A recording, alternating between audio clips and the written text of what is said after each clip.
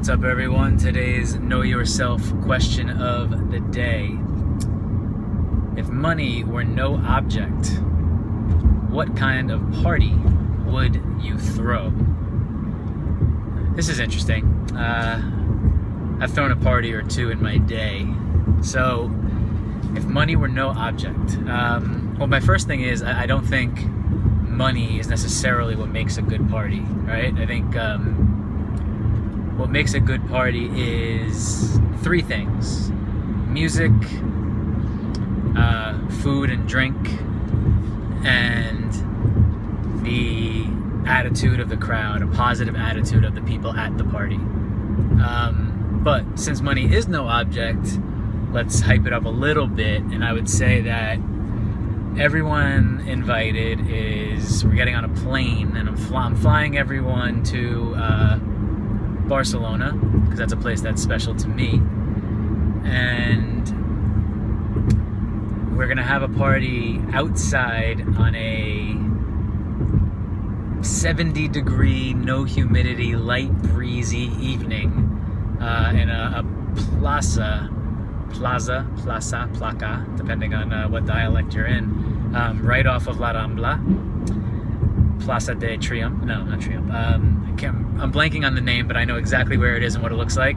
Can fit a lot of people. It's a solid rectangle. Has like some mezzanine type situation going on. I would obviously have it decorated to the nine. Nice area for dancing. Nice area for lounging.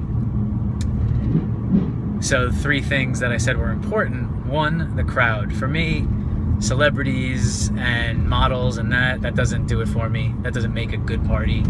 I think that, gives people something to talk about and takes people's minds off actually having fun, because they're staring and caring what other people are doing, and those aren't the type of people that I want at my amazing party. So it would be all people I know, or people that I have known and liked, and even some of their friends potentially. So let's say I'm thinking of the space, let's say 400 people. Okay? Let's say I would invite 200 and everyone gets a +1. Let's do it at that. And I would encourage that everyone's +1 is someone that their most fun friend, someone that likes to get down and knows how to really have a good time. Food. It would be past food or type of nice carving station situation. No sit down meal or anything like that. You can just go walk over to the food area and pick up a lobster tail or a piece of sushi flown in straight from Hong Kong. There would be different representations from around the world, the best type of delicacy that like country or region represents, right? So some amazing egg rolls from Asia, and some Vietnamese dish, and from Italy there would be some pasta or something easy to consume, some nice pizza flown in straight from Sicily or something of that ilk. And food would be nonstop all night. You can go get it when you want. There were people passing around little like Shake Shack burgers or some type of small mini burger, like White Castle but better, or White Castle.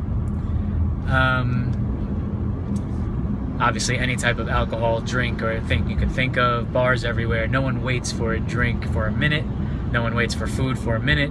You want something, it's basically in your hand. So let's say every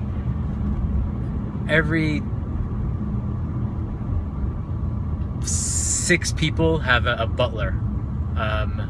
Not a waiter, but like a butler who can just go and fetch them anything they need during the party. And this party would go on from 8 p.m. until 2 in the morning, maybe 4 in the morning, depending on how much energy people have in them. And then music. Music would be obviously skewed towards hip-hop, party hip-hop. I like to play to the crowd. I'm not blasting, Wu-Tang and Mobb Deep all night. However, there would be some sessions, I think maybe start off with like Questlove DJing and have him play more of that like cool start your party, first hour cocktail mingle type of vibe music, a little jazzy stuff, a little like Guru's Jazzmatazz, a little Mary J, a little Macy Gray type of vibe, you know, like a cool but laid back thing going on. A little Tribe Called Quest even, but not like Scenario, more like you know, Butter or Bugging Out or Jazz or something like that. Then I would say, you know, Peter Parker, the guy that used to DJ for me back in the day in some of my parties, and the guy that DJ'd my wedding, my engagement party / wedding. He crushed it, and he just knows what he's doing, can play any era. He would play some old school hip hop, and then the headliner DJ would be Funkmaster Flex, but only if it was written in our contract ahead of time that he had to play the type of music that I wanted. Because if I turn on the radio right now and listen to Hot 97 Flex, I'm disappointed with what I hear because it's some of the new crap. So it would have to be an agreement in advance that he could only play, like he has to be 1995 Hot 97 Funkmaster Flex. That's the guy that I would be hiring. And then late night DJ, we can get a little more hardcore and have like a Mr. C situation. Intermittently throughout this, we would have 2 performances. One would be Alicia Keys in between Peter Parker and Funkmaster Flex. She would come out and do about 3 songs, mostly sitting at the piano, let people like take a breath from the Peter Parker session and go get some food and drink while Alicia plays on the piano. Songs of mine and her choice, little collaboration.